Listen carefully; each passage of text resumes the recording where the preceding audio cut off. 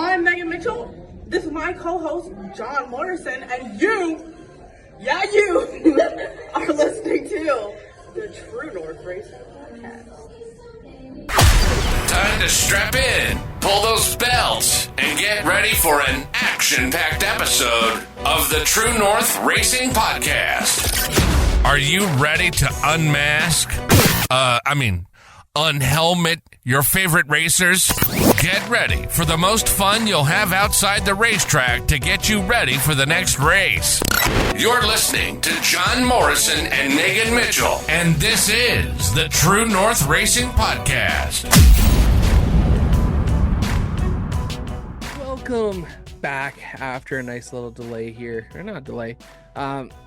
Welcome back to the True North Racing Podcast, presented by Vision 20 Studios. I'm your host, Jon Morrison. Joining us as always is our amazing co-host, Megan Mitchell. Megan, how have you been? I've been not too bad. How about you? I've been pretty good. We have not been on the show since our Cody Wilds episode back in late September. Mm-hmm. What have you been up to? Let's do a little recap here. Like in life or like in race? In life. Okay. We haven't really done a whole lot of racing since the last time we chatted. No. Not much has changed other than, I don't know. We got a lot of work to do over the off season. I was going to say, you're going to really skimp over the fact you guys have now like 5 race cars sitting in your... We do. We have 1, 2, 3. Yep. 5 race cars plus 2 parts cars, all cobalts except for 1. We have a busy off season, so absolutely, you guys do. So that's great. It's going. What is obviously you guys are now pretty much going all in on all 4 of you running full time next year. Yeah. And how do you feel about that? I'm excited and I'm nervous. I don't know. I'm better anxiety wise when I'm in the car because like I'm still worrying about what's going on with everybody else, but I have more to focus on. I can't sit and watch them all on the track. Like I can't do it. So, and it'll be cool. It's been a lifelong dream to race all together. So we got some good. Good. Now we just need your mom to get into a race car and go out there with you guys. Off and on, she'll be like, yeah, no, I want to do it. And then my dad's like, well, I have a spare car now. Like, we've got 5. And she's like, no, somebody has to put the window nets up. I'm like, come on, Mom. Just one time for practice. Oh, my God. I love that. Which, like, she's not wrong. We have no crew left. It's just Cody, my mom, Garrison, and Chelsea. So I guess that's 1 per car, 1 person per car. I was good. It's all the better halves. Yeah. Hey, you know what? It's gonna keep you guys busy, and that means, and of course, with what you've told us about, have you thought of your new number for next year? I got it. Are you gonna announce it on here, or are you gonna do it on your own post? Because I don't even know yet. So when does this episode drop? December 5th, next Tuesday. Oh, shit. I'm gonna wait. Because I need to register first, and like I've already been told by Flamborough staff that nobody else has this number. Nobody else previously had this number, so there shouldn't be any complaining about any of our numbers, and that we should get them. Plus, we're usually like the first one to register because we're eager. So I'll wait until I'm officially registered, but I do have my new number. I think we all have our new number set. Perfect. So I'm excited. I have an idea of what your number I think it could be. I've kind of dropped some hints in certain places, like not really hints, but it's kind of hints. Like if you look at certain things. I think you've dropped it enough, and I think I know what it is because you haven't actually full out just told me what it is. You've asked my opinion on it. Yeah. But never flat out told me. So there's a whole backstory behind my number. So I have a good meaning for it. So well, I hope when we get back together again to do another show, we can talk about it some more. Definitely. With that being said, of course, this is going to be our last episode of 2023. We've had a lot of great memories happen over the course of the year. We've obviously, as a show, we've gone through some ups and downs, just like life. We go through ups and downs. But I'm gonna see if I can find it again because I would love to go through it with everyone. I'm hoping I can find it. So today I got our 2023 wrapped for the podcast. Oh, yeah. Those have started dropping and I'm kind of would like to hopefully find it. Oh, my rap offered or asked me if I wanted to send a thank you or something to the True North Racing podcast. I'm like, oh, I should. Hey, you know what's even funny here? I just went to an activity section here, and it has Joe Media Promotions sent you a voice message. Chris Pendlebury sent you a voice message, and this was 2 years ago. Mm-hmm. Megan Mitchell favorited your podcast 2 years ago. Megan Mitchell sent you a voice message. Oh boy. For those of you guys who have not listened in the past to this, to the show, Megan at one point was a fan. Was a fan. Fame. We're to the point where she was giving me like pointers of what she liked about the show and what she didn't like, which was awesome. And now look at you. Now you get to criticize her how we do here. I criticize myself. Oh yeah, see, it says, hold up, someone's on the other line. True North Racing Podcast. Say thanks. I'm saying thanks now. Oh no, I don't know how to do that. Oh, it just shares it. That's lame. Okay. But thank you. I wish I could find it now. I don't even know how to get to it. Damn. Oh yeah. Oh, that's why. Thanks for being my top podcast of 2023. Nice. All right. Anyways, I'll find it later and get it posted. But we had definitely a lot of growth this year, and it was awesome to see. Megan, what was your favorite episode from this year? Oh God. It's been a long year.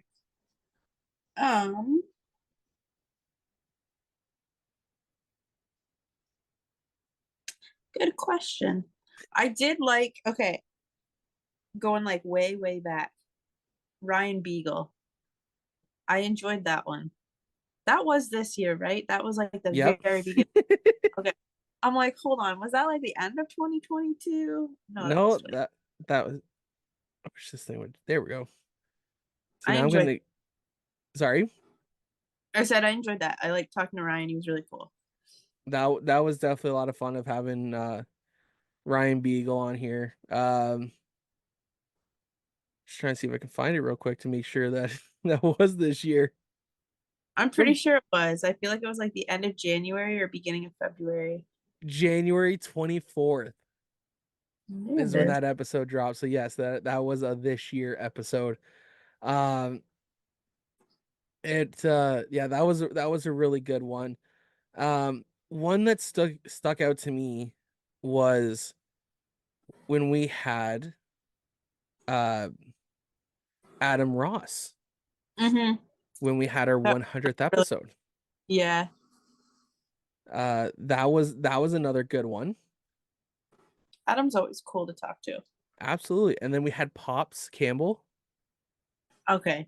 Yeah. That was the hat dance that we did not know was going on.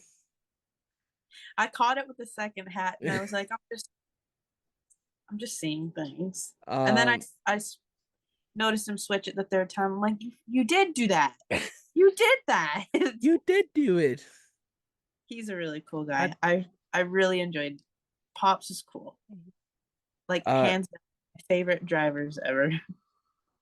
Another good one we had, you unfortunately weren't there for that one, was our Friday Night Thunder. Mm-hmm. That was a really good episode. We definitely enjoyed having uh, the ladies from Friday Night Thunder come on and talk to us about the show. And of course, all the ensuing calamity afterwards featuring Aaron Turkey, Alan Downey. Um, it was so much fun. We had other drivers lined up, unfortunately, they just didn't work out. Um, and yeah, like we I talked to did. some. Oh, I did enjoy Alan Downey. Like there was a lot of Yes. he said, even just about like thought processes and the way he thinks with racing and stuff, that honestly it really stuck with me, and it was at such a good time in my life for me to hear him say it, that it was like, oh my god, I needed to hear that. Like his interview was so good. I enjoyed that. A lot of what he said definitely resonated very well with both of us, and it definitely, it's one that's going to stick out for a while. Um with kind of that being said, we're getting to the holiday spirit. It's a Christmas special. Mhm. So, Megan, what is your go-to Christmas movie? The Grinch, but like the live action one, not the Like the cartoon. the Jim Carrey one? Yeah, Yeah. yeah, that's That my was favorite. Or the Charlie Brown one. Any of the Charlie Brown, like Christmas, Halloween, Easter. I love the Easter one, but the Grinch is my go-to. okay. Mine has to be the Santa Claus with Tim Allen. That's a good one.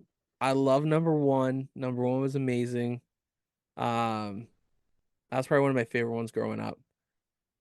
Now, what is your favorite Christmas song?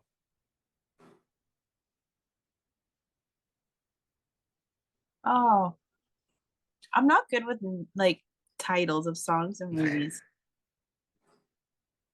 I do like Jingle Bell Rock. It's like, I don't know, a classic for me. I'm not good with names, but like we used to do in school, we'd all go down to the gym and we would sing Christmas carols all morning, and that was like the week leading up to Christmas break or something. Yeah, And I can think of the songs, but like I'm not good with the names. But I'm gonna say Jingle Bell Rock. it's not a song, but it kind of is a song. It's the Canadian 12 Days of Christmas. Okay. Now that is one of my favorite ones when I hear that one come on. Uh, or the Redneck 12 Days of Christmas with Jeff Foxworthy. Yeah. Those are my go-to. Um, with obviously, Christmas time is obviously a time to celebrate um being around family. And one of the things I like to remind a lot of people is it's not what's under the tree that matters, it's who's around the tree that matters. And I hope that everyone this Christmas season, especially with everything that's going on in the world, um, let's just all make sure that we're surrounded by people that we love, and it doesn't matter what's under the tree, but who's around it that really matters. And make sure we spend time with our families. Mm-hmm. Um, kind of with that being said, I think we should get into our first of three guests tonight on the show. We are going to be joined by first, we're going to have Connor Ross. Connor is going to talk to us about what he's got planned for the 2024 season. But before we get into his conversation, we're going to have a quick word from our presenting sponsor, Vision 20 Studios. Check this out. Got a video you need editing and don't have the time? Call Brandon at Vision 20 Studios. Vision 20 edits, produces, and delivers your video to you in a timely manner. We use Vision 20 Studios, and you should too. Message Brandon on Facebook and Instagram for your next project. Joining us today on the True North Racing Podcast, we are sitting down with Connor Ross. Connor, how's it going, man? I'm doing great. How about yourself? I'm doing well, thank you. It's been a while since we chatted with you. The last time I think we talked with you, I think you were running the vintage modified for John Carly. But what have you been up to? Not much. The past few after the vintage mod deal, we I've just been crewing for sprint car teams and Just keep myself busy. And I'm sure you've been having fun with that, learning the sprint car world and obviously how to make those cars run as well as they do. Oh, it's been a blast being around Burger Barn at the time, and now we're the guys that crew for Corey is with Nathan Ackland. So it's been fun with them and learning everything. And obviously Nathan Ackland's a great team owner and car owner. He's taught me a lot, and so is Corey and his father Jamie. It, you know what? And they seem like a really great family. I've been obviously watching them throughout the year. They've run very well. So obviously you got a great teacher there. One of the things that I did see this year is that you got to turn some laps in a sprint car. Yeah, so that deal came together not last year, well, beginning of last season, over the off season last year, where Jamie got a crate chassis. Well, we all pitched in money, and that was the deal. We brought money and sponsorships, and we needed a motor. Well, Dad and I came to him after we took it out of the vintage mod and said, well, why don't we put the crate motor in? There we have a motor. So that's kind of how it happened. And then I was supposed to test it. When did I have surgery? I'm not sure when exactly I had surgery, but I know it was the week before I was supposed to test it, and I ended up having surgery, so I wasn't able to, but luckily got out the Thursday of the Canadian Sprint Car Nationals testing tune, and that was a blast, man. Ohsweken is bad fast, and it's you don't lift. You just keep your foot in the throttle and maybe lift a quarter the way off, but not all the way off. You just tap that brake and go. Obviously, how cool of an experience was that for you? Because obviously it not there's a lot of people that can say they get to drive a sprint car, but at the same time, not a lot of people get to say they drove a sprint car. What was that in? What was that feeling like for you? Oh, it was awesome. I've watched can't remember how many years it's been since Dad started announcing on Ohsweken again, but that's my home on Friday nights and watching them every Friday night. I've always wanted to do that. And even a few years ago we talked, I was like, man, I want to drive one day. I was like, no. But no, the deal, it all fell together perfectly, and it's a lot of fun, man. You think they're flying when you're looking at them in the stands, but when you get behind the wheel, it's a different feeling. They're a different animal, and it's so much fun. It's the only way I can describe it. So for you being out of the obviously the vintage modified scene for the last year, um, you've been off crewing, you've done that, but let's go back to when you were racing the vintage mod, because obviously there's a few people on here who listen have watched you race in the vintage mod, saw you that's where you got your start. Um, how much fun, again, because actually the last time we did talk on here was I think at the beginning of the year. Yeah. When you guys kind of announced that you, Rob, and your dad were all going to be running.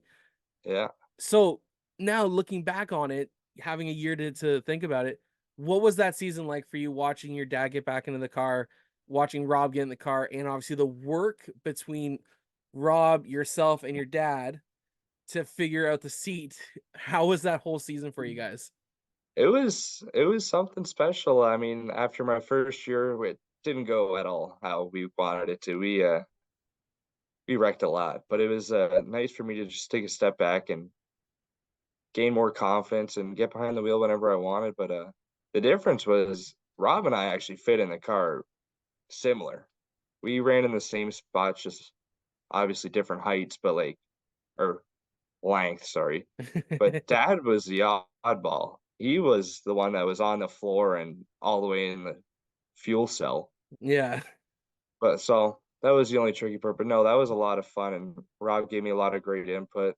So did Dad. It was cool to watch him get behind the wheel of the car, and it was a lot of fun. That's awesome to hear. Yeah, because remember, obviously, because dealing with the vintage modifieds, of course, I was seeing everything. One night, I remember I think you came, after the first feature, you came sick or something like that. And then your team scrambled to get the seat repositioned and ready Because your dad ended up jumping in. What was that? Obviously, was that a quick change, or did it actually take some time to think about how you guys were going to make that work? Well, I started off with a week of dehydration and heat stroke from work when I was working outside, and I had picked up overtime that Saturday and thought that was a great idea. Well, let me tell you, a few laps in the feature when I started cramping up and couldn't move a muscle, it was not. But I came back in and I just said to Dad, like, you bring your stuff? 'Cause I don't think either Rob did something like that happened. I just said, you bring your stuff? Well, yeah, yeah.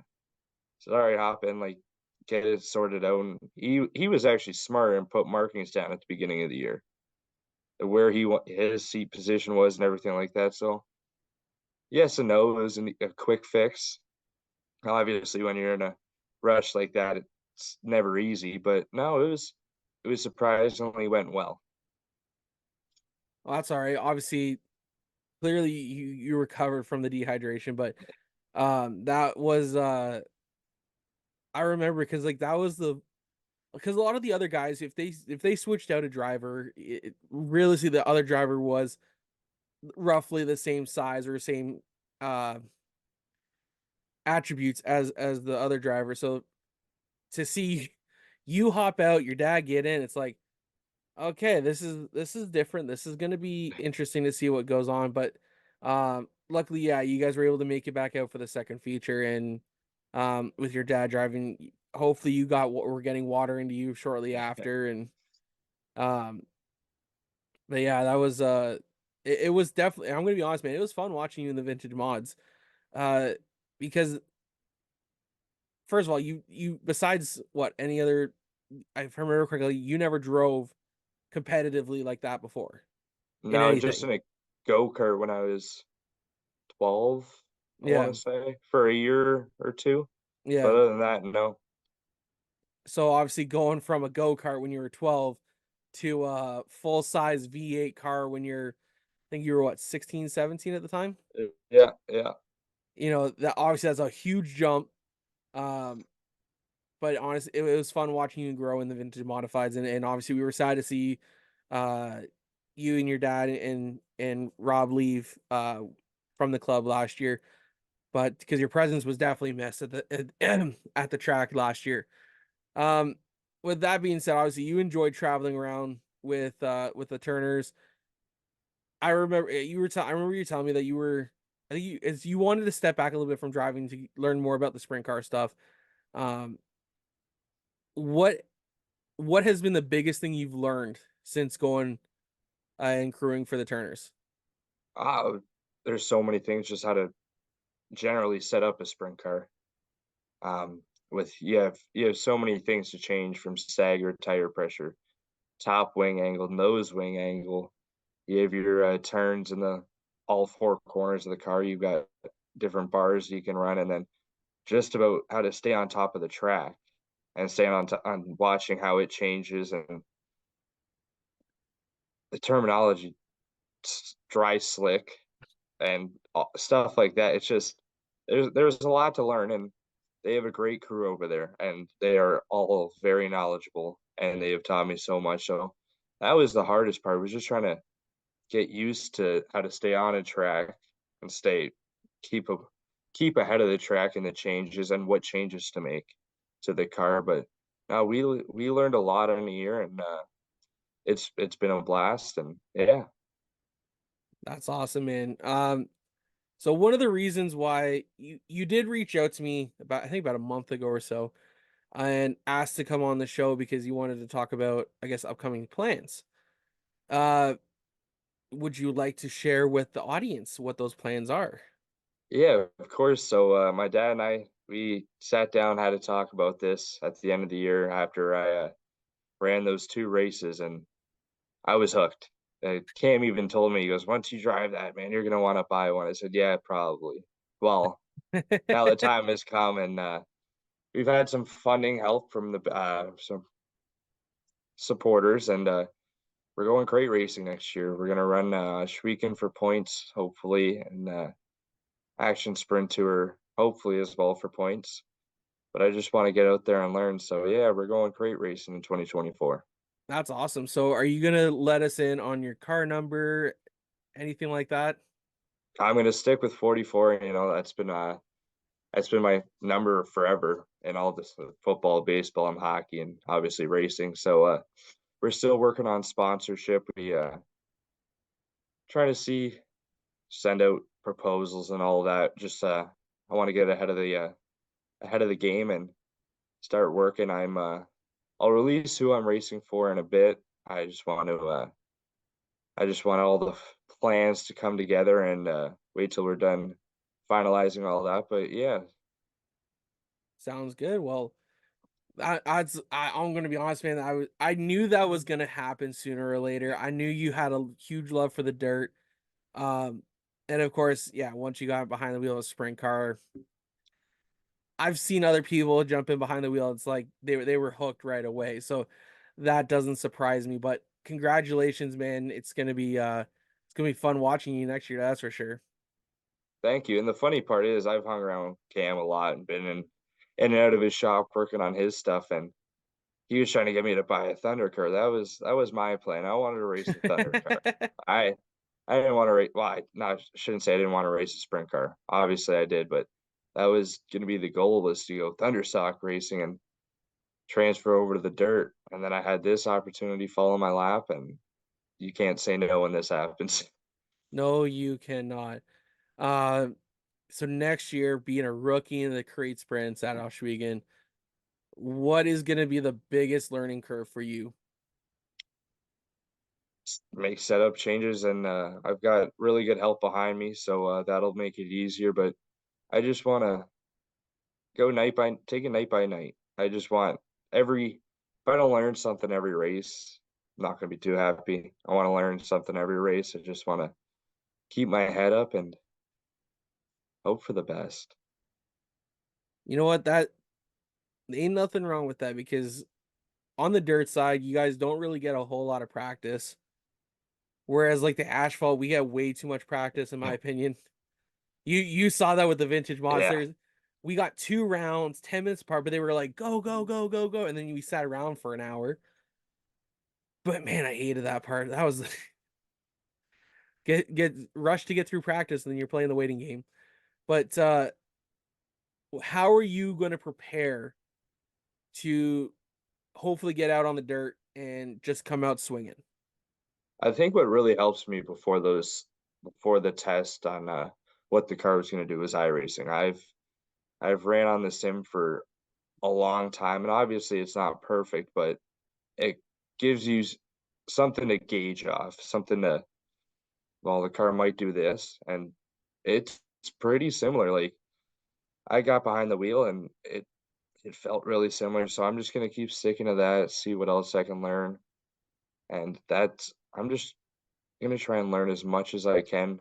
A lot of YouTube videos have been and onboard videos have been watched already, and I continue to do that and try and gain as much knowledge as I can about that until summertime or whenever the season starts. Well, I mean, at least you can go watch cams a bunch of times, so that way, um, and watch how you go from dead last in the B main and somehow make it to sixth with like 2 laps to go. So Yeah, but we won't talk about what happened the next night. no, I wasn't there for that one, so we're all good. I was only there for night one. I caught all the good stuff in my Yeah, opinion. no, I didn't even know that happened. I walked down at the end of the night and said, "Oh, how did your race go?" And he showed me, I'm like, "Ooh, not that good." But no, that was an awesome rate. Well, CB and A main from him. That was as a good friend of mine. That was awesome to watch, and just watch him rip the high side. He made me smile. I know he made my dad happy too about that. I mean, when you watch, like I was there, I watched it, and like even to this day, like I'm gonna be completely honest. I said to Jacqueline, I was like, "There's no way he makes this. Like, no way. Like, I have a video, and I will never release it." Now, it's not because I'm saying anything. It's because it's my choice of wordings Yeah, once he crosses the line. Because one, he started, I think it was 22nd or something like that. Yeah, 22nd or 24th. Some deep in the Yeah, pack, right? And I'm like, even Jacqueline, like halfway through the race, she goes, "Do you think he'll make it?" I'm like looking at the top, like how many laps are left, and I'm like, it ain't looking good. And then that yeah. caution comes out, and I'm just like, he's got a shot. He's sitting 11th. He just needs to pick up like 4 spots. That's not like 5 spots like that. He can do it. And you're right. He ripped the high side, and the rest was history. That's the nice thing about dirt racing. You could have a 5-second gap, but if you hit your marks or move up to that top side or vice versa, go down to the bottom, and when lane gets slower, you can gain that up in 2 laps, maybe even one. He ran 1 and 2, and I honestly said, Cam's gonna finish 2 spots short. He didn't have the best 1 and 2, but he just ended in 3 and 4 up top and let her eat. Absolutely. And so next year, actually, that's going to be fun because, as I told you before we jumped on here, Cam is going to be our next uh person up on the show. So I'm going to start a little smack talk between you guys now. Perfect. Might as well, right? Exactly. Looking forward to next year. Obviously, racing against Cam. You guys have been friends for a long time. You've grown up at the racetrack, essentially. What are you gonna are How about this? Is there gonna be any chance of you guys having like an in-season championship between the two of you guys to see who outdoes who? I don't want to put too much pressure on myself to keep up with him. No, he has a year under his belt and he's damn good. It would be cool to race against him on the track, obviously side by side, but maybe I'll surprise myself. But no, I had a lot of fun at Humberstone with him. I think I'm not too sure where he started, but I think it might have been behind me or fourth because I know Jordan Hill came up to us when we were in the lineup shoot and said there's water. Like it was really wet and muddy, and to turn one on the low side. And Cam looked at me over and yelled at me, "You better not push up the track and wreck me." So, which I almost did in the last few laps, but we didn't. So, besides the point. No, maybe we could. We'll see how the first few nights go. Well, we're gonna again. I'm gonna throw out the challenge to Cam as well, and because I'll be coming out to at least Ohsweken at least twice next year.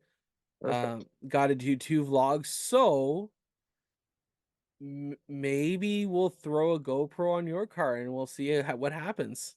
Perfect. You're always welcome to.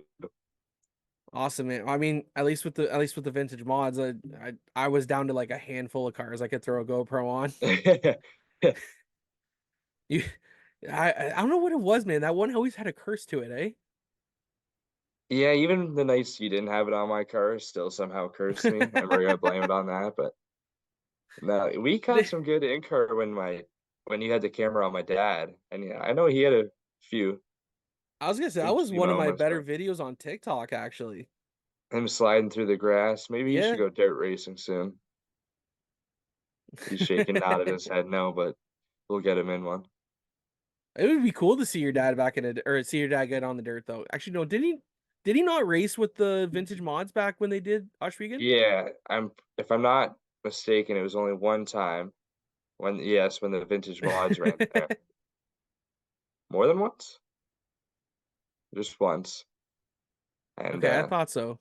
I won't tell you what happened because he still isn't too happy about it, but If I remember correctly, we talked about it on the 100th episode when we had him on. So, probably. well, it's gonna be fun watching you get on the dirt. It's gonna be fun, seeing how you learn because obviously, like we were, as I said, this kind of led back to what I was gonna say earlier. With the limited practice you guys get on the dirt side, you're thrown to the wolves and you just got to hope for the best. Yeah, and that's the one thing I wasn't like as a rookie going into asphalt, you could go throughout the week, which was nice. Yeah. And if you needed test setups, and we did that a few times, we had multiple drivers hop in our car. I think we had Jay in there once or twice, and we had a bunch of other people test the car and just give us feedback, which you trying to think on how many tests and tunes you or practice sessions or practice nights or you get in a dirt year. I know that's at least 3. I I know was gonna say Merrifield has there's their test and tune. Ohsweken does, and then Ohsweken has the one the night before the nationals. And then I think I that's think it. that yeah. And then even practice sessions are 2 laps, 2, 3 laps maybe. All you're doing is shaking down the car at that point.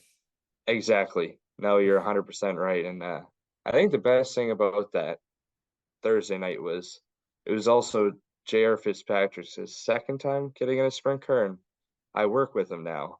So the Yeah. whole time he was smack talking me that day. You're gonna have to show me up and blah blah blah. And I said, no, you're one of the best at whatever you get in. I'm looking at you. He goes, well, I've only had a few. So he was complaining a little bit, but and then we ended up going to work the next day, and he was pulling up lap times, and I beat you, man. But I still give him crap for that. But I'd like to see Hey, him out in one. you know what? Maybe we'll see him next year in a crate sprint, right? Oh, I keep mentioning him every day, every day I see him. You getting It in one? it'd be cool to see what he can do with all those years of asphalt racing, what he can do to go on into a crate sprint. I'm trying to remember. I don't know what year it was, but I know I don't know if it was just one race or a few races, but I know he is in one of Glenn's Steyer's 360. I think it was only one night because Oh he yeah? told me that he was in it for one night, and he said it was the most fun he's had. Probably not ever, but he said he had a lot of fun. I mean, those things look like fun, like, Oh, but it's understandable. Uh, yeah, it's gonna be. I'm so excited to hear that you're on crate. I'm gonna be honest. I kind of had a feeling that's where you were gonna go. I figured the street stock was out of the equation at that point, and after seeing you, actually now let's bring this in here. How's your mom feel about this? Because I just saw how she was with the vintage mod. How is she gonna feel? And I've seen her post with about you getting in the sprint car. How is she gonna feel about all next year? well, when Jamie originally said, like, would you be, are you allowed to practice? Like, I just want to make sure your parents say okay. And I said, yeah. Oh, yeah. They'll be fine. I didn't realize dad was that nervous for me to get behind the wheel. And I don't think I told mom until the day of. I said, or no, I told her a few times. She thought I was joking. And then I finally told her, like, hey, are you coming? Like, this is for real. Like, well, really? And so she wasn't too excited, Yeah. which, it's something I'd love to do. So she was happy, and she's definitely nervous. She's always nervous when it doesn't matter what, if it's racing, hockey, she's always nervous whenever I'm it it's that out mother's playing. intuition, right? Exactly. No, but I think she'll have a lot of fun. She gets to come to the track on Friday nights and either come hang out with me or go take some of dad's money up in the tower. Either way, sounds like she'll be happy, right? Exactly. All right. Uh, is there anyone you want to thank for helping you get into the sprint car for that you're allowed to talk about now? I gotta thank the Turners. I gotta thank John Carley originally for giving me letting me race his vintage mod.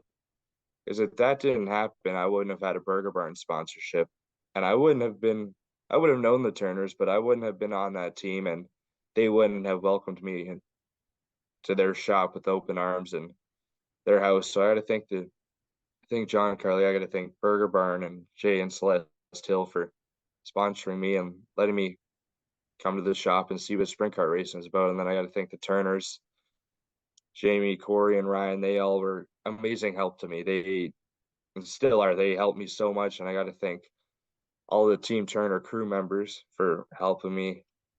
Obviously, my parents for letting me go sprint car racing and backing my decision. It helps a lot. And I got to thank everyone who commented on his posts and said I was doing good. I got to thank Cam obviously as well for giving me a pat on the back and telling me I did pretty good and that I should keep doing it. So he's been talking to me a lot and helps me a bunch. So I got to thank him. But other than that, not much. We're gonna have a few updates coming up soon about our plan, what car we'll be in, and I've got a design made up. It's one of my iRacing schemes, so pumped to have that also out there soon. And it's gonna be a sharp looking race car. Awesome. Well, I'm definitely excited to see it. Um, if you need any help, just let me know. I'll make up some designs or something like that. If you want anything for the socials, let me know. I'll hook you up. Um, yeah, I that's awesome that your parents are helping you are supporting your decision here. It's gonna be a lot of fun watching you next year. I'm excited. For anyone who wants to keep up with updates, where can they find you on social media? Just I'll probably get into a racing page, but for now it's just my Facebook, Connor Ross. Haven't been really updating it since I have been out of the driver's seat. But once I'm back in the driver's seat, I'll be updating a lot, and then I'll probably go to a racing page just so I don't flood my feed with all race reports. But there, and might make an Instagram. We'll see. I See was gonna how it say, goes. do But you have just one though? I do, and I forgot the password. Yeah, I'm terrible for that. That's understandable. It happens. Eh, it does. But no, just my Facebook page for now. Awesome. All right, man. Well, it's been a pleasure having you back on the show. We're excited to watch you go crate sprinter car racing next year. Thank you so much for having me on. It's always a pleasure to come on here, and I was happy to announce my 2024 seasons on here. Well, definitely Christmas is going to come early with this one, guys, and make sure you catch Connor Ross at Ohsweken Speedway in 2024. Thanks so much, man. Yeah, no problem. Have a good one. You too. Bye now. All right, guys. Now we are going to get jumping into our next guest. We are going to be joined by the driver, the number 20 AT, Cam Thomson. Let's go. All right, guys. Joining us now is the driver, the 20 AT, Cam Thomson. Cam, how's it going, man? Not bad, buddy. How about you? I'm doing all right, man. It's been we've now gone away from the racing season for a couple months. How's your off season been going? Honestly, I'm not gonna lie, it's been boring. I don't know. Not racing every weekend seems to I don't know, shake things up a little bit. Other than that, it's been all right. The teardown process hasn't been too bad on me, so can't complain. That's a good thing though. For those of you who don't know, there and who may not be able to see right now, Cam currently has 2 sprint cars behind him and a pure stock. Unfortunately, a week and a half, just a week and a half ago, from when we're recording this, it got raffled off and is now going off to a new home. Lisa Barton was the winner of the raffle. It's good to see another person who was working at Flamborough Speedway jump behind the wheel of a race car just like you did. Right? I mean, it's got to be a trend. So whoever the next lineup person is has to either buy a race car or win a race from the next. That's the only way this is gonna continue on. But anyways, man, how was your 2023 season? Honestly, this year was great for the dirt part. The dirt part all season, like, of course we had our struggles. We're still new at this. Like, this was my first year racing full time in a crate sprint car. So, like, for missing, I think 3 shows out of a whole season, like, I can't complain with that. But on the pavement side, it was not. I can't say it was a bad year because we still won. Like, I still won 3 races. I was still a contender, but just the issues we were chasing all year. It's just that's what brings down the pavement part. Because I don't know, I had high expectations going into this year or last year. I mean, but it was a good year. Can't complain. Cars came back. I mean, one came back in one piece all year. The other one, not so much. But minor details. That's all the fun part of racing. You're absolutely right. And obviously with that, we're gonna bring up. We did we were with you on night number 1 of the Canadian Sprint Car Nationals. We caught some amazing footage with you.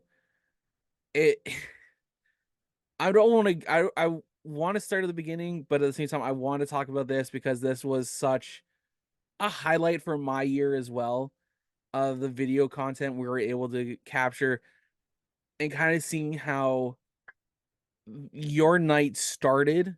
We got there, it was just after 5. I think you just went out for hot laps or you missed hot laps. And I just got finished setting up the cameras, and next thing you know, I see this crate sprint start rolling out on the speedway. And I look behind and you are still in the pits. What happened? Honestly, time just got away from us. I didn't hear the speakers personally. We got our lineup, I want to say like 5 minutes before that. And I'm like, it's not on the racetrack at all. It just, I don't know, it didn't run smoothly at the beginning of the night. But I mean, other than that, we just missed it. That you get that in racing. I mean, what else can you say? I just missed it. But with that being said, I think you gave not only your crew and your family who was in attendance, you put on one hell of a show. Because guys, okay, so Cam had to start tail of the seat. Now, to be fair, there was what, six or seven cars in that? There was 6 cars and I started 5th. And they were taking the top 2, right? Yes. So you, and not to take away from anyone else in the crate sprint car division, you ended up getting out front and you walked away with that C main. Now the B main, on the other hand, I do have some video where I will never post it. I'm probably going to delete it here over the off season. It has some incriminating comments from me. And essentially this is coming with like, I'm watching the laps countdown in the B main, and you know, you're moving up, but not as fast as you need to get to that top 6. And that caution comes out and I'm counting cars and I'm like, I don't know if he's got it. I'm literally sitting there going like, I don't know if he's got it. Like, that's okay. Like, he put on one hell of a show. Da da da da. And then there's like 3 or 4 laps left in that B main, and you just, green flag went. You hit that high side, and you just essentially pray to God that you got to 6th. Yeah. Honestly, that's all I did. The last restart before, I want to say it was like 3 to go. I was sitting behind John Burney. And we're coming to green. I'm thinking, okay, just do the opposite of what he does. So everybody, normally turn 1 at Ohsweken has changed quite a bit. So this year, most restarts, everybody would dive low to the inside blocks.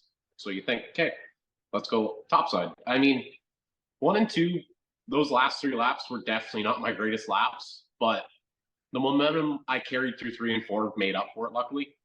But honestly, it was just a go where they aren't, because you can't pass them if you're on the bottom. Like, there's an inside wall.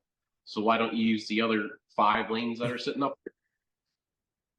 No, you're absolutely right. And to cross that start finish line and find out that you were going off to the A main of the Canadian crate sprint nationals, what was that feeling for you, knowing you got to that transfer spot? Honestly, I was in shock, because I mean, I think Brian Howland did it in 2015. He went from the back, I think it was back with B main, and I think he either made transfer spot or won that, but he started, I think, like dead last in the feature, 30-lap feature, and won the thing. So it's not like it hasn't been done before, but it hasn't been done to crate. So I was thinking, okay, like, we might be able to do this, but I mean, it was a pretty daunting task. Started 19th.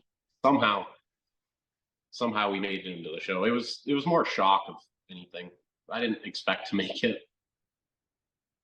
And it's not anything against you, because anyone who knows you knows how much of a wheelman you really are, because I've seen you do stuff in your pure stock and your crate sprint, and even when you ran in Thunderstock last year, in your few starts last year with the other stock, that you don't have that fear of running where they're not. And that's one of the best things I personally enjoy about watching you race, is that you're not afraid to put it either A, where they're not, or two, willing to work them to make them slip up. Yeah, I mean, like, the pavement side's completely different to the dirt side, because like pavement, you got mirrors. You're not. I mean, like, I'm not going near as fast as I am on the dirt, but there's a lot more time to kind of think about it on the pavement and how, okay, like this guy's running here. How do I get around him? And that also helps on the dirt because it's such a speed difference. The dirt, you have to think split second. Pavement, like, you got a while. I mean, it's just, I don't know. You got to figure out something, because if you just follow them, you're not going to get anywhere. You're absolutely right. And that's the whole deal with learning what to do, right?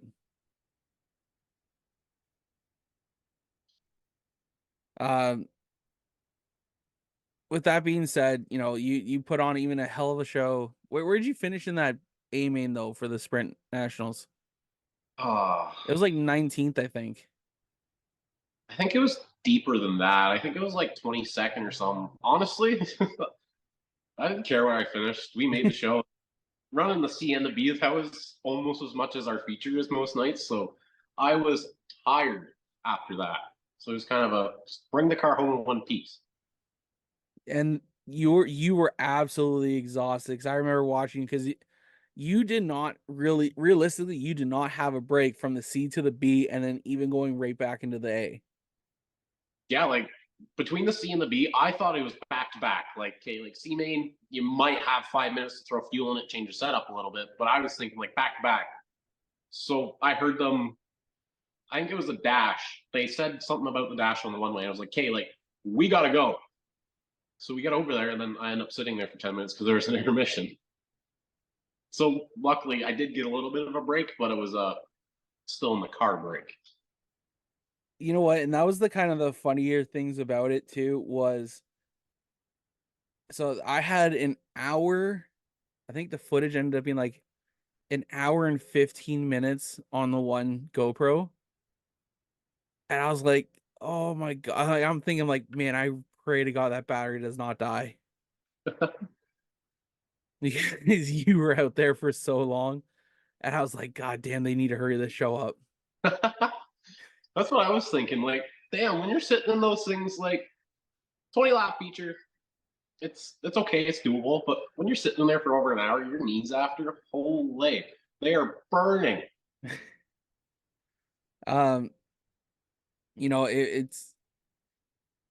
It's awesome, and I'm going to switch it up here a little bit. It was definitely awesome to see how well you did that night, and to see the support you have from your family, your friends, your crew, even the announcers at Ohsweken, because Adam got Clinton to come down and talk to you about while you're getting strapped in for that A main, asking about how you're feeling heading into the 30 lap A main there.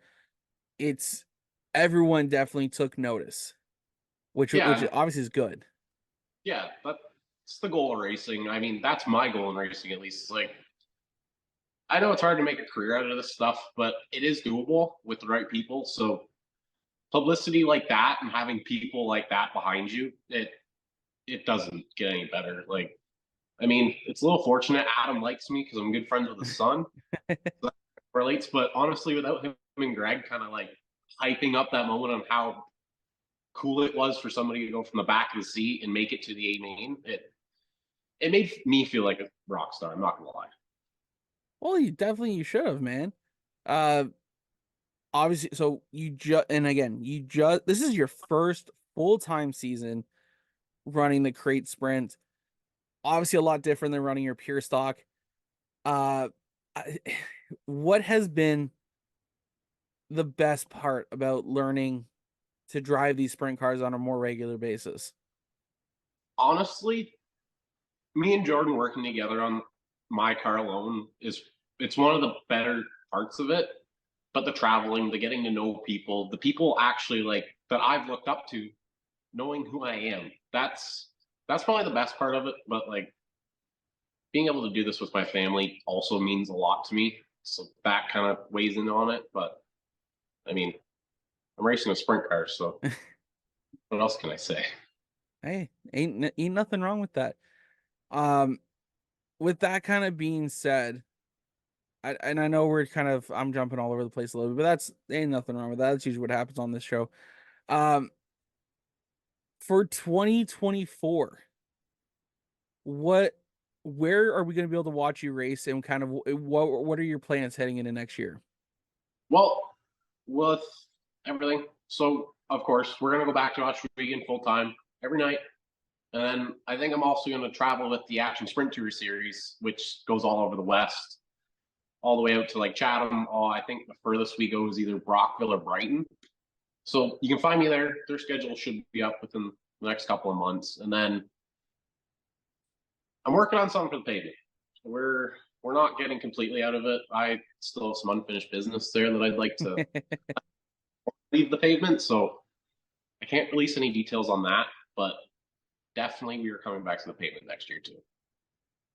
And I guess one of the I'm gonna add this in here. One of the shining points is that you are coming back as a Joe Media driver next year, which is already a good thing to hear.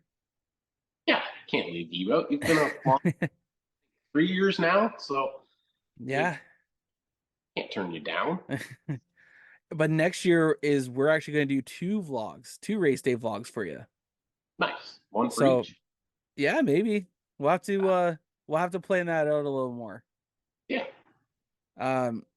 You know what? That's good to hear that you're going to go run Ohsweken full time and join the Action Sprint Car Tour, racing here in Ontario, because again, it's one of those things. You're right. It's so difficult to make it a living here in Canada, to go sprint car racing. But with that being said, though, with the amount of publicity that Ohsweken can give you, as well as the Action Sprint Car Tour, you never know what your chances are of even picking up a ride and going down south or something.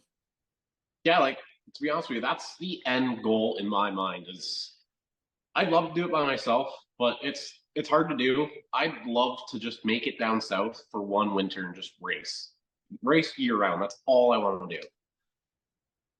I'm sure that's a lot of us as well. Is that's what we want to go do. We don't want to go to a boring 9 to 5 job. Yeah, no, I don't know. It's hard up here because we get 4 months of the year to race, and then the other months we're all cooped up trying to stay warm. Trying to improve our cars so we can go run 20 nights the following year. Right. But you know what? There ain't nothing wrong, and I kind of wish there was more division. And this is going to sound a little selfish from me here. Is I wish I could see there's more crate divisions down in the States. I know there's a couple tracks that have worked on a crate sprint car package, but that's all I know of. A lot of them still run the 305s. They're like the limited 360s. And like, honestly, a 305 and a crate aren't that much different, for at least what I think. Yeah. You never know. Somebody might go from up here to down there and race a 305, and maybe it can compete, maybe it can't. I mean, Brian Hunsinger went to, I think it was Weed Sport a couple years ago or a year ago, and ran his crate with the World of Outlaws. And I think he was like 2 spots out of the show in the B-main. Oh, wow. Well, that says a lot, though, because those guys are running the 410, right? Yeah, and I mean, like, a crate, like on a really dry, slick track, it will keep up with a 410 because they got so much power. Yeah. You got a point there. So it's obviously good to see that you are returning racing next year. I know you've previewed me on the asphalt plans, which I'm obviously excited for you about. But I'm really glad to be able to watch you on dirt next year again. And it's just one of those things that I definitely enjoy it a lot. I've really come around to the dirt stuff over the past few years, because it's not that asphalt's boring or anything like that. I still love my asphalt stuff, but it's the unpredictability that you guys on the dirt side can give us. Yeah, like, pavement, there's normally one lane around the bottom, single file. That's how most pro late races are, and that's how they are. Dirt, complete opposite. You got 5 lanes, and you're probably 5 wide a couple of times in a feet. That's exactly it, right? Like, it's just one of those. It's you, because especially on the dirt side, you gotta go searching for that grip. Yeah, like the track changes constantly. Like from, I want to say, the C main to the B main on that Nationals night track, almost night and day. 1 and 2 night and day, 3 and 4 kind of stayed the same. Yeah. But on the pavement, it really doesn't change that much to where I've felt it. But I'm also racing a bone stock, so it's kind of hard to judge if a pavement track really changes that much. Yeah. Just trying to think here for a second. So obviously, and I'm gonna go back here again. So your 2023 season, you fought a lot of gremlins with that bone stock that's behind you. For the most part, it got all sorted out there by the end of the season, right? Yeah, like honestly, the gremlin that we were chasing all year hasn't came back at all since we changed the battery and I stopped turning on my blue light. So we don't touch that switch and we don't touch the battery anymore. I mean, that's smart then. I mean, we replaced everything else, so I'm not touching anything anymore. It's unfortunately that's Lisa's problem. Just keep the light. Oh my God. Yeah, it was definitely tough watching you at Flamborough with the pure stock, because I know how much you deserve to be up front. Like, you have earned that car's earned it to be up front and race and being competitive up there. Because it's just one of those things. It's just, you have definitely worked that car in and to make it the best it could be. Yeah, I mean, it's a part of racing.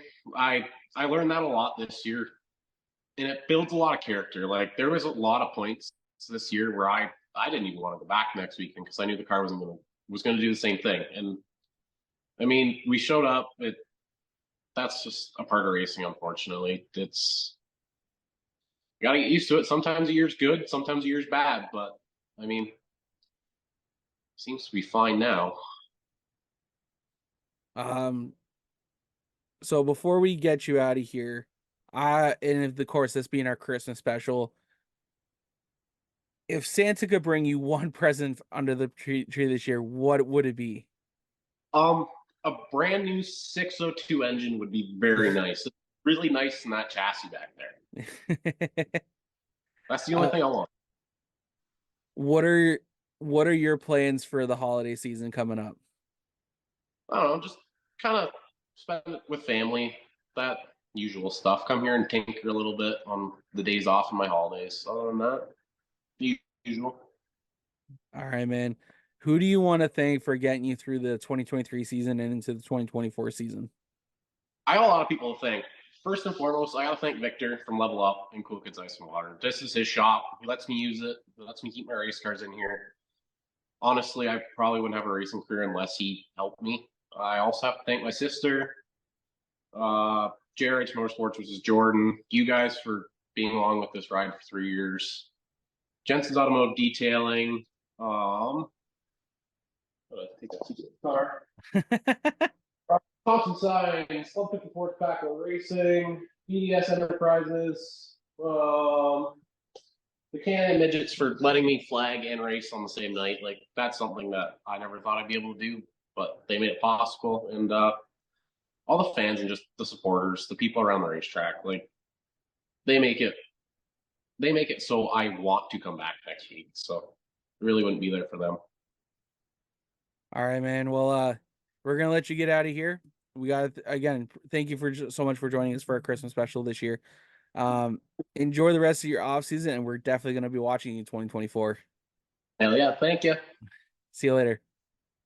Last but not least, we are joined by Flat Broke Racing's Jordan Fidler. All right, guys, joining us now, and there's our third and final guest for the True North Racing Podcast Christmas special. We are being joined by Jordan Fidler. Jordan, man, how's it going? Good, thank you. How are you? I'm doing well, thank you. How was your 2023 season? I know you didn't get behind the wheel as much. You had Jordan Wilms drive for you. Um, but how overall as a team, how was your 2023 season? Man, it was definitely not what we were expecting, to be honest with you. Me and my partner there, Nick, we kind of went into the season just kind of. I was gonna drive the car, we was gonna go in and just try and run for rookie of the year, and then yeah, some major changes happened, man. We had our good friend Gordy there, Jordan Wilms.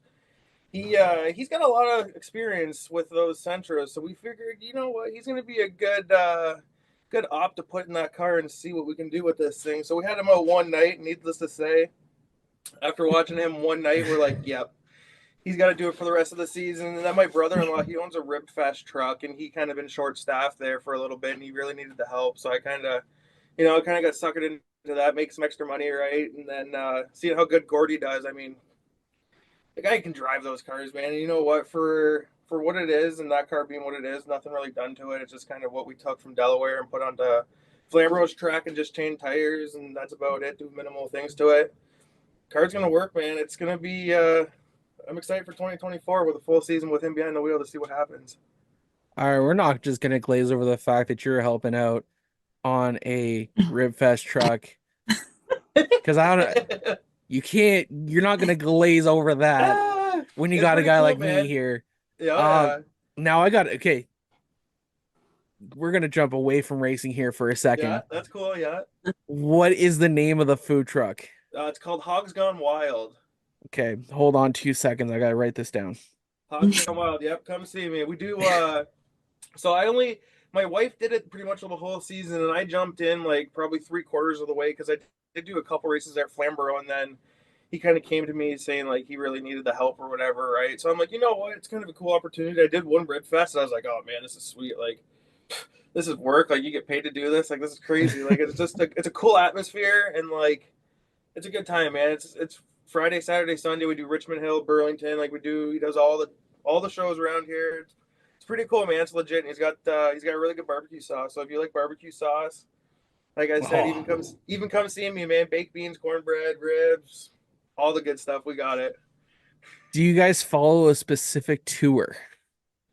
Yeah, he follows. I believe it's called the Rotary Club. Okay.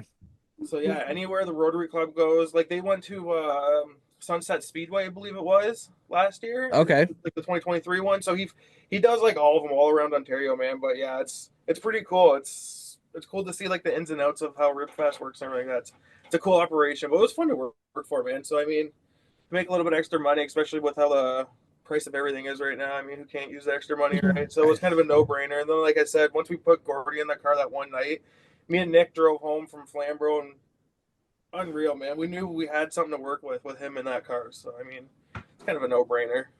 Absolutely. Obviously, picking up a couple feature wins in throughout the season is never a bad thing. No, man. I mean, for what we expected at the beginning of the season to go in there to just kind of go like, okay, let's go get rookie of the year type of deal, and then to be running for a championship, man. We came within a close distance for not expecting it to be even in the top 5. I mean, he wheeled us all the way up to second, and I mean, if things were, a little bit more tighter and he didn't have to unfortunately miss a night or two for a wedding and some other family obligations there, I mean, we would have been right there for a championship run, and it would have been interesting, man. It would have been a good time, I think. He definitely killed it. Oh, yeah, he's a good driver. Like, people don't understand, like, what it takes to drive that car because he's shifting every corner. He's going into the corner, downshifting. And then as soon as you're downshifting, he's shifting back up and going into another gear. So, I mean, there's a lot going on. One-handed, like, you watch a lot of people's GoPros are two-handed. They'll take their hand off for a couple of minutes. But try and downshift, and when everybody knows when you downshift the car, it throws you forward.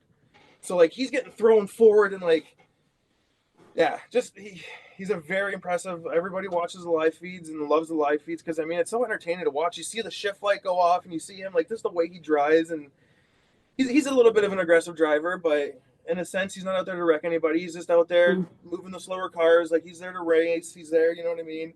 And to be honest, I'm not just because he's not just because of our driver, but just because signs falling down behind me. Just because he's not our driver, I'm not just saying this just because of that. But he starts at the back, and he's really one of the few cars that can actually move through the field. Like, it doesn't matter where he starts, he's always at the top 3, top 4, top 5. And we all know Flamboro's a hard track to pass on. So I mean, for him to shift that car, move in and out of traffic on such a small, tight track, like it's impressive. And we bring the car home every night. There's never any damage. The only thing we're doing is touching up a little bit of paint. And you know what? To me, that's just rubbing. And we all know what rubbing is. That's racing.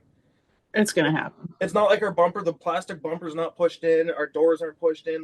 There's no physical damage. It's literally just we're touching up paint every week. Which I mean, I'm Robin's racing. I mean, he's just tapping people, letting them know he's there. I mean, it's nothing dirty. It's nothing over aggressive. It's just a good, clean driver, and he's hard, and he wants to get to the front and do what he's doing. He's a hired gun, so he's driving the wheels off that car. He's doing what he's being like pretty much done to do. Like he's doing what he's being paid to do, but he's not getting paid. He gets paid in plastic trophies. So about those videos, like what? I know personally, but like, what do they do for the team to like help better? It just helps us get some more views. I mean, we're still small. I don't know what we got to do to keep on pushing and get more views and stuff like that. But just having something that everybody can watch weekly, like we started getting in the routine where we have it every week, unless we had an internet connection. Like 1 week, no, I don't think anybody had internet connection at Flamborough, so that 1 week it kind of screwed us. But other than that, like we try to be consistent, try to do it.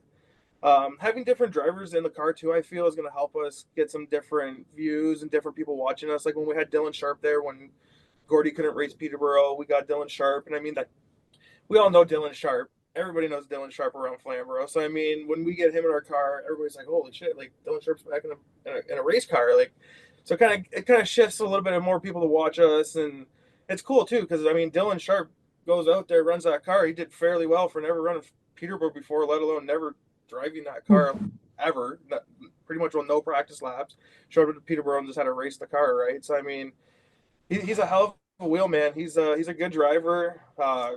Wicked time, but yeah, to see him come off the track there and have the biggest smile on his face, and that's what I love about having people drive our cars, just to see other people like happy. You know what I mean? It's cool to make other people's days. Like, and it was Dylan Sharp's birthday too, so for him to come down there on his birthday, I mean, pretty cool. It was cool to have him in the car. But yeah, I get so much excitement out of watching people drive our car and people that know how to drive. You know what I mean? It's good to see, especially Nick. He puts a lot of time and work into that car mechanically wise. So all the stuff he does to the car, I mean, spends a ton of money on tires. Anybody will justify this. We showed him to Peterborough, and he had 40 different tires for us to try on the car. Jesus Christ! I'm not even exaggerating. We counted 40 tires. Half the trailer filled with tires. Oh yeah, our enclosed trailer had the car at the back, and the whole front and the back of my truck was filled with tires. Jeez. So like the guy is very dedicated. So that's what I mean. It's a good thing to see, and it makes me happy because I know it's worth it. You know what I mean? Like it's not just me as a driver. Like Flat Broke Racing it's a team. You know what I mean? It's gotta try and grow it, but I don't know what else we gotta do to get there. But hopefully one day we get there. I have an idea. Yeah, let's hire me. Yeah, I'm cool with that. Yeah, we just need. I want to do. I would love to do like weekly things traveling up to Flamborough or wherever we're racing. You know what I mean? Weekly vlogs, but it takes so much time to cut. It is so much work. And, like driving there, setting the car up, doing this, making sure the driver's happy. And then like, how do you do? It's so impossible, right? Like, you need a camera guy. You just need a camera guy who can do it. We can do this. We're gonna have to figure something out for 2023 or 2024. I was gonna say 2023, man. I think we're already past that. Yeah, not doing too much there. No, yeah, it was honestly I watched you guys, win a couple times this year. Was definitely proud of how well you guys raced each time you guys went out there. It was definitely a lot of fun seeing, especially the excitement. And Megan, I don't know if you got to see it. I got to see it firsthand. These guys go nuts when they win. They were jumping around, hooting, hollering, high-fiving anyone who would be willing to give them a high five going down to tech. That's right, man. That's what it's about. Everybody's one big family, man. It's a lot of, especially having kids. I realize now that I have kids and more life at home, it's kind of hard to get away from the family life to go to the track. So I mean, when you put in all this hard work and you put in your time to drive there, let alone prepping the car to go to the track. I mean, just getting the track. It's an hour and 15-minute drive their shop in Niagara Falls, and then from the shop in Niagara Falls, it's a half hour back to my house in Port Colborne. So I mean, I'm still driving 1 hour and 45 minutes one way to go race Flamborough. So I mean, it's still a lot. And then you get there, you put all this money into it and everything like that. And like I said, once you get the right puzzle pieces and everything clicks together, and you get the right driver for the right hot rod, I feel it's a force to be messing with. So I'm excited for 2024. That's awesome, man. And of course, speaking of 2024, would you like to let us in on what your plans are for 2024? So far, I'm pretty sure everybody's well aware Gordy sold his bone stock that he raced at Delaware there. So he's gonna come drive for us for 2024. We're gonna have him at Flamborough hopefully full time. I have somebody kind of I want to hire as well for like a part-time to do like a split season with Gordy if he can't make it for a couple of days. I'm not going to say who that driver is yet, just because we still got to kind of, talk about it. I don't think it's really going to make a difference because honestly, he's not a driver from around here. He's not, nobody's going to know him. But if they did their research and look into this guy, he's been around racing from dirt to asphalt to street stocks to all kinds of different cars. And he's a talented wheelman. He's very exciting to watch. He's a very, very exciting person to talk to. If we get this guy in the flat broke team, I highly suggest you get an interview with him because, needless to say, he's a different guy. I'm just going to say he's a very different guy. Wicked guy. He'll get you lots of views, I can tell you that. So, I mean, having him come part of flat broke racing is going to shake things up for us. People are going to kind of get to know this guy. They're going to like him. Things are gonna evolve. So, okay, now this is my question. Yeah. Are you willing to tell me off air? Oh yeah. 100%. Or okay. 100%.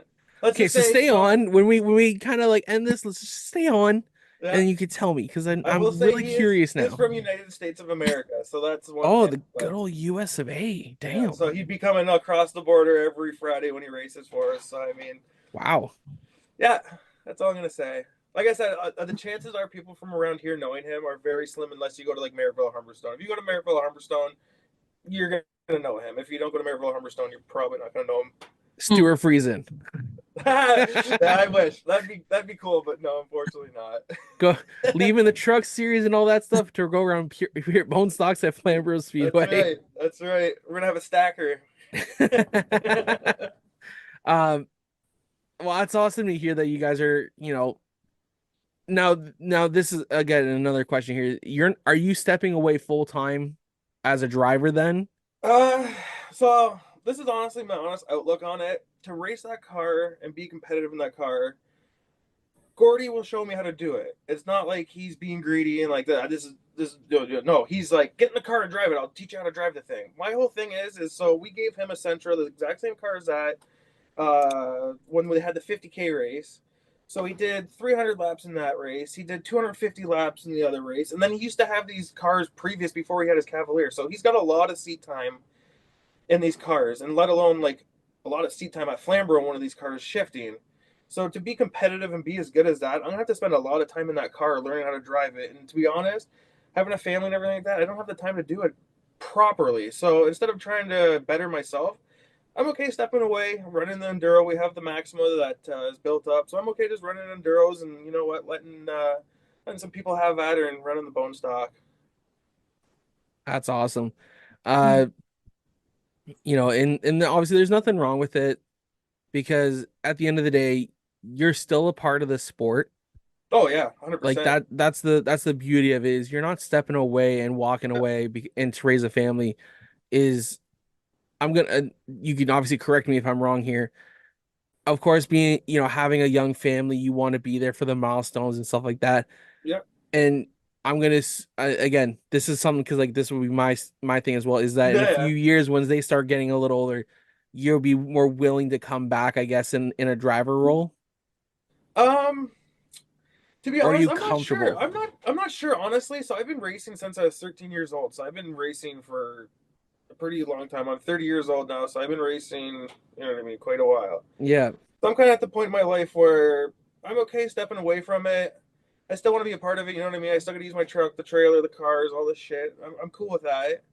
But the thing is with me driving too, and this is kind of kind of where I'm okay stepping away from it is when I'm driving, I got to be more focused on the car and what I'm doing at the track. If I'm not driving, I'm just bringing the car to the track. Gordy's driving it. Nick's working on the car. I can kind of just freely do whatever, and I can bring my kids and enjoy it with my kids now, right? Where if I'm driving it, it's hard to have my kids there because my kids and my wife are there, and I'm just kind of, not really. I'm trying to be part of them, but I'm not. I got to focus on the car, and then I got to go race, and then it's just a lot. Where now it's just drive there, push the car off. I can be with my family. We can enjoy the races now, right? So I mean, I'm kind of at that, and then my son's kind of getting to the age where I'm going to start probably getting him into some type of go-kart or something like that. So I'm going to kind of focus on that. I'm not really too intrigued about driving anymore, to be honest. This is kind of a thing of the past for me right now. Maybe it'll come back eventually, but I'm just okay just being on the sidelines watching now. Hey, nothing wrong with that. Now leading into, obviously we're heading off into the Christmas season. How are you and your family gonna be celebrating the holiday season? Uh, we like to go to a lot of events. We like to go look at Christmas lights. We'll probably be out touring around. We're gonna do the Christmas parade like we always do, but it's not a whole lot of time. I've been working like crazy, and then fortunately, I'm not gonna make it to that. But we'll be around some Christmas parades and stuff like that. Trying to gear up for 2024. We're trying to invest in different ways of how we can build our team. So we've been kind of, even though it's off season, like you said, the off season never ends, right? So just kind of looking at different avenues and different things we could possibly do. Just always something, right? Absolutely. And that's the beauty of this, right? Is trying to find that happy balance and happy medium in growth, as well as just making sure that you're not burning yourself out or anything in the process, right? Yeah, we're just always trying to improve things, right? We're always just kind of looking at different things we can improve on too, which I mean, you can only focus on so many things, and like I said, it just kind of gets to a point where you don't know what to do because, like I said, our next step would be eventually vlogging, doing everything kind of on the fly, making videos, uploading them when we get to the track, kind of having live feeds and stuff like that. But it's hard to find people that you can count on and stuff like that. So it's just kind of one of those spots. But Well, I guess we'll I'm get out it of the figured out. We question. always do. I I I'm busy with other teams at the same time, so Yeah, yeah. That's what I mean, though. It's just a lot, right? Like oh yeah. people have their Hey, lives and hey, stuff. after this, I may have a guy who might be able to help you out a little bit. Yeah, cool. Yeah, that's cool. All right. He's actually the presenting sponsor for the podcast, Vision 20 Studios. Oh, Little thrown in there. Uh, he's edited some of my videos and stuff like that. He's done a great job. So, um, if you need any help with that, let me know. I can hook you guys up. And if you need any help, man, just shoot me a message, eh? yeah, I'm cool. more, Cool. if I got time, if I got some time, I can fill up. I can help out. My big thing is I gotta try and find someone down from our way, right? Oh I yeah. literally, I literally need somebody that I can just pay their entry fee. They hop in the truck and just hold the camera the whole time we're there. We're on a camera 24/7. Everything raw and live. Oh no. Look at this. Oh. Flat broke career slowly going downhill. Here we go. Oh man, it's getting wild up in here Hey, now. you like this room? I love it. That's a great paint idea there. Oh, It gets better. It's black dude, light that is too. awesome. Shout out to Triple B Racing. Look, we got some nice swag here, by the way. If anybody needs some pretty cool, I can't even show the tag; it doesn't light up. Wow, what's on this side? Triple B, it's got some nice hoodies. Shout out to Craig Cole. There we Keeping me go. warm in my basement room. We're yeah, it's I can't get over the road, man. It's like you could play mini putt in there. Oh yeah, like you do down Niagara. Yeah, this is my escape from my house. Come down here. There's no kids. It's quiet and peaceful. Hey, nothing wrong with that. Well, that's right. That's where I need to do some video editing. So jumping back to the Christmas theme, what's your go-to movie for Christmas time? Oh, come on. That's got to be an easy given. National Lampoons. That's a good one. It's a Christmas classic. You have to. Oh God, I feel out of it then. Oh no, I'm like, what's that? Clark Griswold. Oh, okay. You know what movie we're talking about. I'm not good with like. It's an old. It's like an old movie, but you probably Don't watched it. Jordan, don't date us here, man. This is no. I'm 31, you're 30. No. She's 5 years younger. She should know. She should know. Yeah, that movie's probably like what, 1990 something, I would say. Probably at least the late 80s. I'll give the late 80s. Yeah, I'm gonna get attacked here. It's not too old. Like, you should know. Yeah, it's not. Just trying to now. I'm trying to find it. I'm probably just too far into the Grinch. I want to say. I think 1993. Let's see here. National Lampoon, 1989. Ooh, that's not bad though. That's still not relatively that old. No, considering that's also the same year that Days of Thunder was released. Yeah. It was a little fun. That was a good year of movies right there. Hold on. Was it Days of Thunder or was it Top Gun? Uh-oh. Days of Thunder was 1990. Well, close enough. You're off. Yeah, I was off. I'm an idiot. Close enough. And my favorite was 1986, which is Top Gun. Oh, it's Top Gun, yeah. Oh yeah, I love Top Gun. I can recite that movie word for word. Don't even get me started. I used to fall asleep to that. Wouldn't even make it out of the intros. With obviously being down the Niagara way for you, you guys have the Festival of Lights going on in the falls. Is that something that you guys go to often or not really? Yeah, we have our yearly traditions. We go to Safari Niagara there. It's like, I think on special you get it for like $25 or $30. It's not bad. It's pretty cool. What? Yeah, Safari Niagara, man, go check it out. They do some really nice lights. You literally drive your car through the whole park. And they got what? Yeah, it's cool. It's really cool. Okay, now I've been multiple times to Safari Niagara because Jacqueline loves that place. In 3 years of us being together, we have gone maybe 3 times actually. We just didn't go this year. I am for sure now going to I'm going to go down and freaking tell her. I'm like, we need to go. I'll send you the link for the Christmas lights. It's cool. Please it's do. Worth it. It's please worth it. do. It's worth it. How long does it take you to get down here? Do we I'm not gonna out myself here. Let's say an hour and 25 minutes. Oh, that's a little bit of a drive, but not terrible. No, because I just jump on the 407 and it spits me right out at the Burlington Skyway. Yeah, that's not bad. No. That's not bad. If you do it, they'll come down and go to Safari Niagara, then go down to Niagara Falls and do them all at once, right? We were there on Saturday night. I should have hopped on Safari.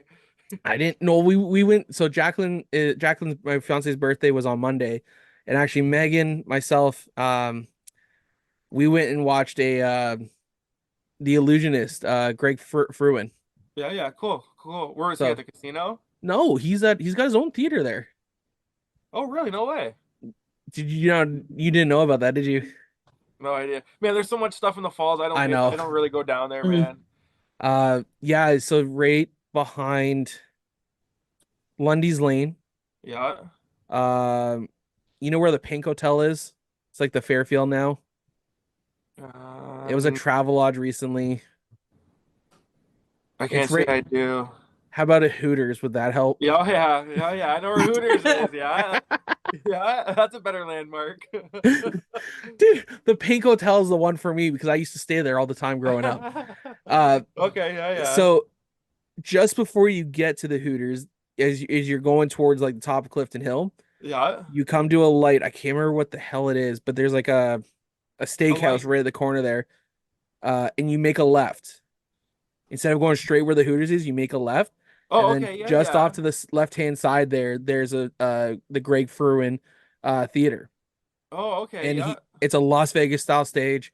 And to me, he did a really great job. Megan, what do you think of it? You did really good. I personally didn't know it was there either. Yeah, no, like I said, I honestly I don't go down to the falls. I go to the shop. So Nick's shop, honestly, where you were in Niagara Falls off Lundy's Lane, you go back a little bit and you turn left, and he's right down there. Like that theater's probably like 3 or 4 minutes from him. Like, No shit, eh? yeah, you're close to Doc Jones Auto down there. Damn. See, and I remember that from last time because while we were in that one shop, I'm sitting there like, I bet that 22F car is pretty close by. Yeah, we're right down there, right off the 420 highway. If you're ever down in Niagara Falls and just want to come check out the shop or anything, send us a message. You're not far Dude. from us. Doc Jones Auto, right? Doc Jones Auto, yep. It's on Stanley Ave. So if you're ever in Niagara and need work on your car, go see the bearded wonder, Nick. He'll take care of you. That guy knows his thing about a car or two. That's for damn sure. No way. Okay. Okay. Are we ever gonna get to see Nick in the car? Because like I'm pushing for like a crew race and get everyone to put a crew member. I'd love to see him in the car. If we did crew member race, he would. I bet. If we did crew member race, he would. I want to do. He's honestly not overly excited about driving. He just likes doing the mechanical things, making sure everything is proper in the way it should be. But yeah, if there's a mechanical race, he would do it for sure. 100%. We'll guilt him into it. We'll say we made this race just for you, Nick. Now you have to do it. Then he can't escape it.